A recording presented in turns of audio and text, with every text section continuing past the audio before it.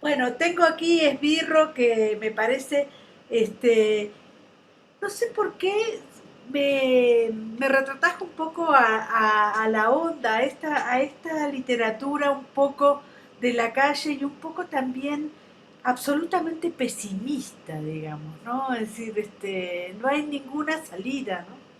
Por lo menos en los cuentos de... Sí, bueno, desde luego que no la hay.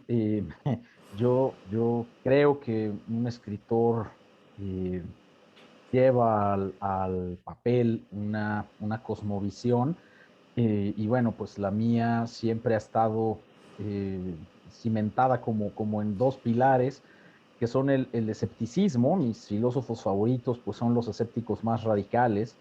Y por otro lado, pues el viejo mensaje del punk rock de No Future, ¿no? Ujú. Eh, Evidentemente hay muchos matices dentro del propio pesimismo y no creo que sea un camino exclusivamente de desesperación. También hay mucho de resignación y de autoironía en el tono, ¿no? Desde luego, pues cada cuento tiene como eh, su propio instructivo, su propia lógica.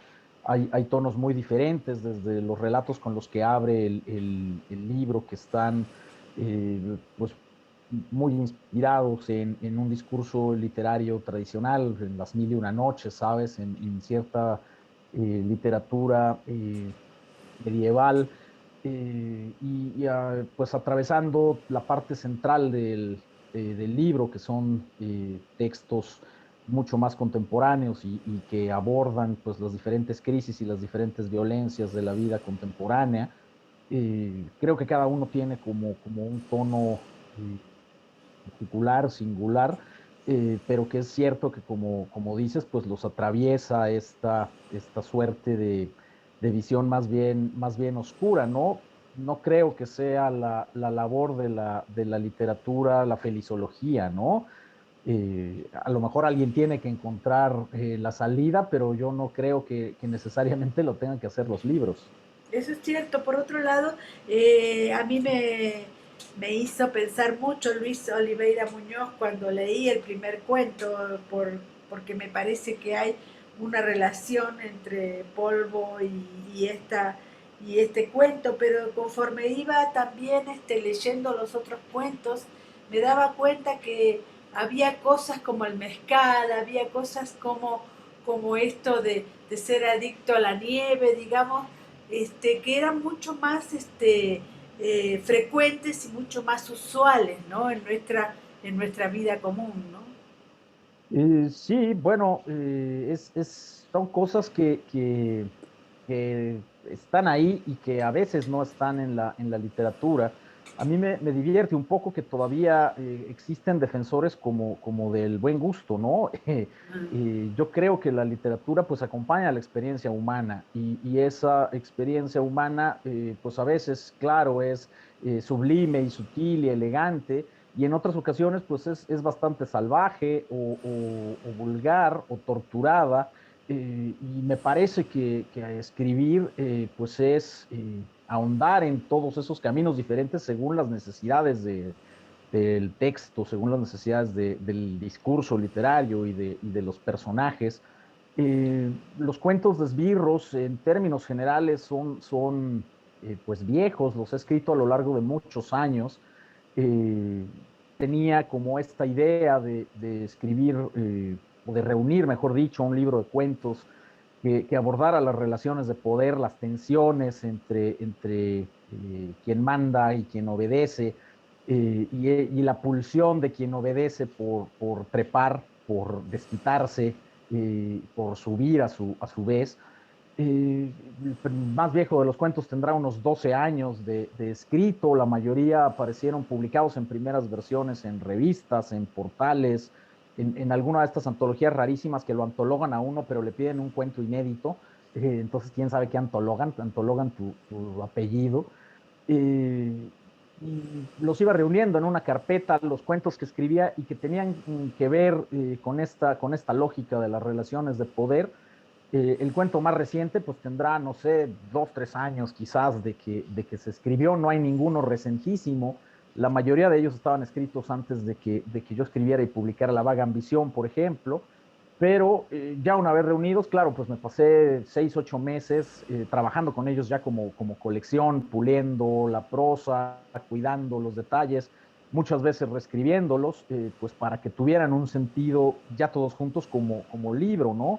Y desde luego que eso que dices, pues aparece en muchos momentos, esas pues facetas de la experiencia humana que a veces a quien está muy preocupado por la trascendencia y por el buen gusto neglige, ¿no? Pero pues, la gente es infeliz, la gente bebe, la gente consume sustancias, la gente se pelea, todo eso es parte de la experiencia cotidiana y me parece que los cuentos lo tienen que abordar más allá de las puras crisis existenciales, ¿no?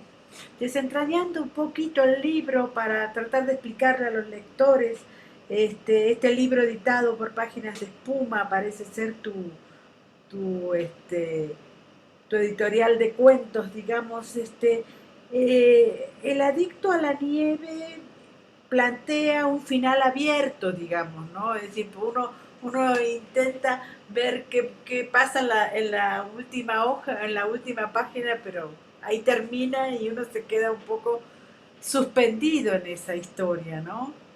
Claro, a mí me gusta mucho el efecto por usar una imagen, ¿sabes? De un personaje que está de pie en una playa y hay una ola enorme a punto de golpearlo y el cuento se detiene antes de que la ola lo golpee, ¿no? El cuento tiene que ver en realidad con la angustia de ese golpe que viene, ese golpe repentino. Me agradan esos personajes que están en movimiento, que abandonaron una cierta seguridad y todavía no alcanzan otra, se caen antes de llegar a donde podrían hacerlo. Yo creo que la narrativa finalmente aborda el conflicto, ¿no? Aborda la crisis y me gusta pues retratar esos momentos críticos sin que necesariamente haya soluciones de continuidad, ¿no? Mm. Llevar el cuento a su extremo, dejar al personaje colgado del último risco antes del precipicio, es algo que me parece sumamente divertido y bueno, desde luego la posibilidad de que pues el mismo lector termine de trazar el arco y decida un poco lo que puede haber pasado, ¿no? Yo sinceramente no sé qué pasa tampoco. Cuando detengo un texto, lo detengo porque creo que debe de acabar y no me imagino finales porque creo que el final es el que aparece ahí, ¿no? Y que ahí se detiene la parte que me interesa narrar. Decía Orson Welles, y yo le creo que la diferencia entre una tragedia y una comedia es en qué momento dejas de contar una historia, ¿no? Porque si sigues contando la historia, cambia, porque la vida y la existencia es dinámica y los finales felices se descomponen y los finales tristes quizás se resuelvan, ¿no? Entonces, un poco el secreto es saber en qué momento dejas de contar. Sí, también es cierto que hay una historia que tiene que ver con el mezcal y los chinos, y es esta historia de incomunicación entre los extranjeros, digamos, ¿no? La verdad, ese cuento me impresionó mucho, sobre todo por la cantidad de cosas que se dicen, pero no se dicen, digamos, ¿no? Y hay una traductora en el medio y en el medio está todo el mezcal, digamos, ¿no? Es Claro, maravilloso ese cuento. gracias. A mí me parece que justo esta experiencia de los diplomáticos, de los negociadores, de los profesionales, de estos hombres que se presuponen serios y dedicados, que como ya lograron, digamos, su cometido y su tratado, pues se entregan a una borrachera tremenda y terminan como perdiendo completamente unos y otros los sentidos de la proporción y de la realidad, ¿no? Y una situación que podría parecer inocua, ¿sabes? ¿Qué cosa más inocua que una reunión de funcionarios? Pues termina trastocada en una suerte entre delirio y festival dionisiaco, merced pues al mezcal, que lo que hace pues es que broten todas esas tensiones que estaban un tanto soterradas por la necesidad de ser profesional, ¿no? Creo que esa es una de las maravillas y desde luego de las perdiciones de algo como el alcohol, y desde luego pues es llevado al extremo en el cuento, ¿no? Porque el personaje principal pues entra en esta especie de espiral pesadillesca, incluso más allá de la misma pesadilla del grupo, ¿no? Y es algo que me interesaba explorar y que desde luego pues me la pasé bomba y divertidísimo escribiendo ese cuento específicamente. Ujú. Ahora, Vila Matas y Yuri Herrera recomiendan tu libro en la portada y sin embargo a mí me haces acordar mucho a José Agustín, te lo vuelvo a decir, digamos, ¿no? Estos cuentos que parecen ser este, a veces superfluos o frívolos y que la prosa en sí nos lleva a tratar de ver exactamente dónde van a terminar, digamos, ¿no? Me encanta esa prosa tuya, digamos. Digo, yo te lo agradezco mucho. Yo no me considero un discípulo, digamos, muy directo de José Agustín. Desde luego que a mí me impresionó mucho en la adolescencia la lectura de José Agustín y su capacidad para componer un discurso con la jerga, digamos, juvenil de su época, un discurso además tachado de referencias literarias y musicales y de anglicismos, y con un talento verbal muy acusado, ¿no? Yo, desde luego, y lo hemos platicado, pues siempre me he sentido mucho más del team Ibargüengoitia. A mí me gusta ese abordaje de la cotidianidad un poco desde esta individualidad resignada, autoirónica.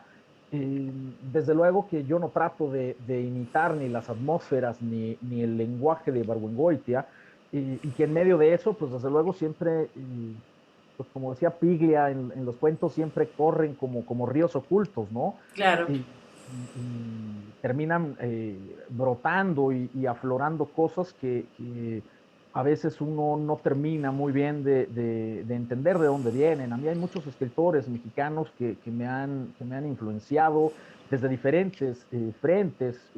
Hablábamos de Agustín y Ibargüengoitia, pero desde luego también para mí han sido muy importantes gente como Daniel Sada, como Sergio González Rodríguez, como Ana García Bergua, desde diferentes ángulos, ¿no? Y desde luego también, pues, muchísimos pues, escritores de otras geografías.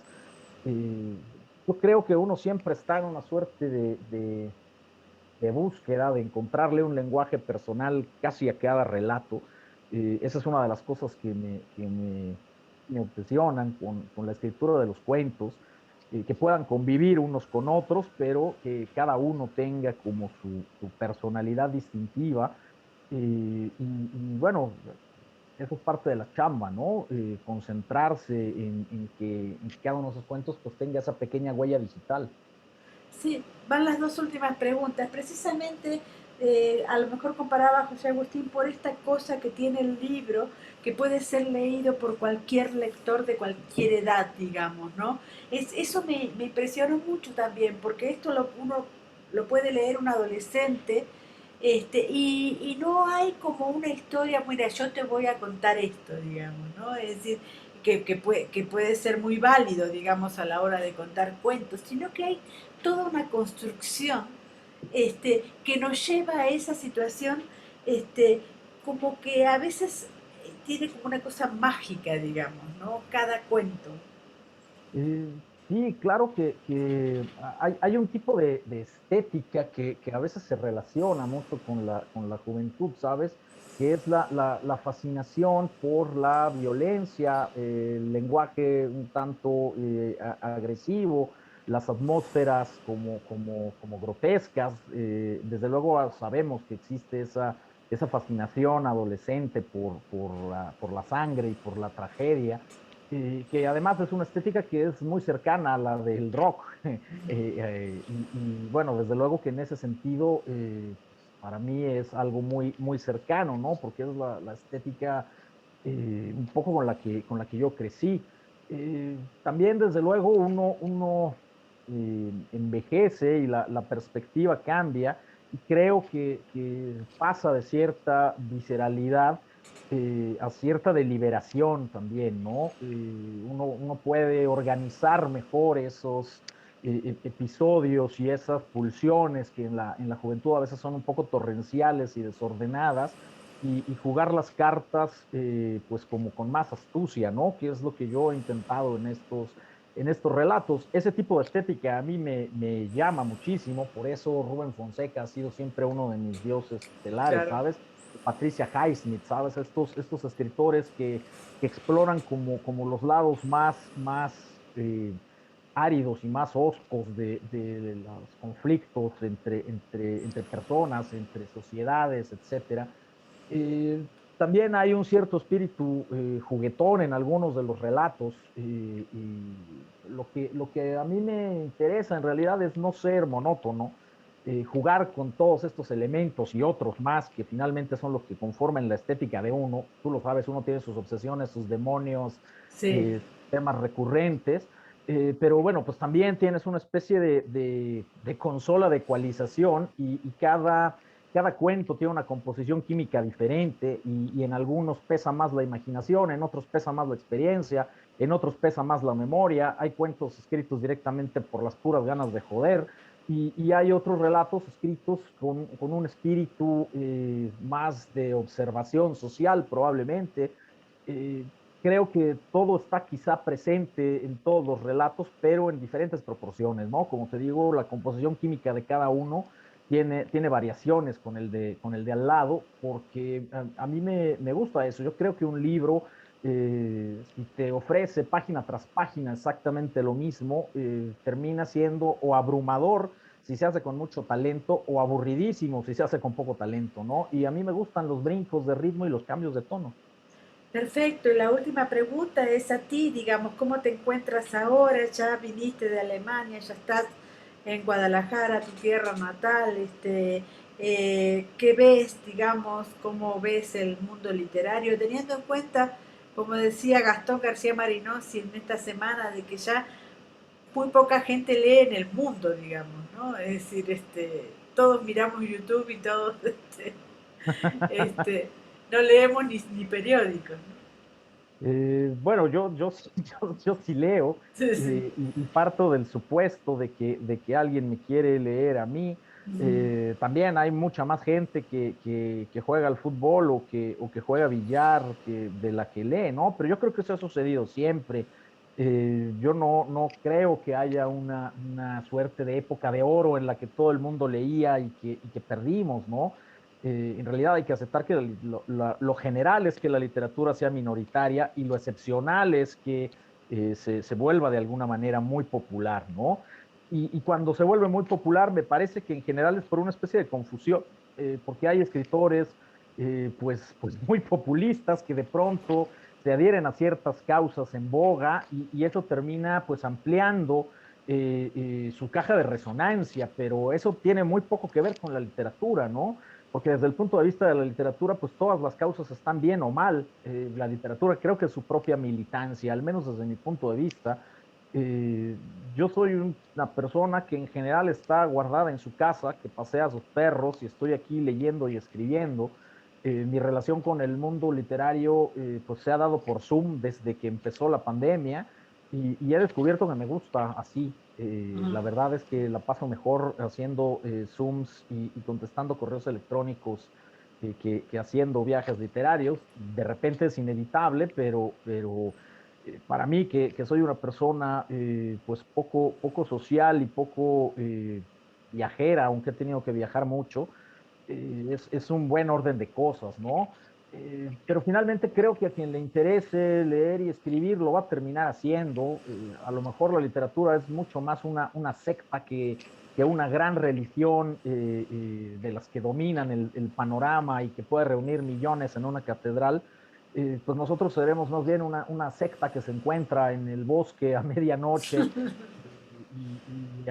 sacrifican unas gallinas negras, y eso me parece suficientemente bien, ¿no? Ahora supongo que incluso está mal visto sacrificar las gallinas negras, así que habrá que sacrificar unas gallinas de goma o algo, o hacerse cortes uno en las muñecas y dejar caer la sangre sobre una fogata o algo así. Eh, a mí la verdad es que la popularidad de los textos que hago no es algo que me preocupe particularmente. tengo lectores, estoy en contacto con ellos por redes, me escriben, me siguen firmando los libros de los editoriales, lo cual supongo que quiere decir que se venden, al menos lo suficiente. Todo lo demás es extraliterario, ¿no? Realmente a mí lo que me interesa es pues, escribir lo que quiero y esperar a que esos libros pues hagan una reacción química en quien los lee y quiera leer el que sigue de ese y el que siga de ese otro, ¿no? Más allá de eso, pues todo lo demás me parece un cierto tipo de pulsiones que yo no tengo, ¿no? De medirse con los otros escritores para ver quién es más chingón y de esperar a que el pueblo te ame, pues no, la verdad es que yo, por ejemplo, no quiero nada a mis vecinos y me daría horror que me leyeran. Muchísimas gracias. Un abrazo enorme. Un abrazo, Mónica, cuídate.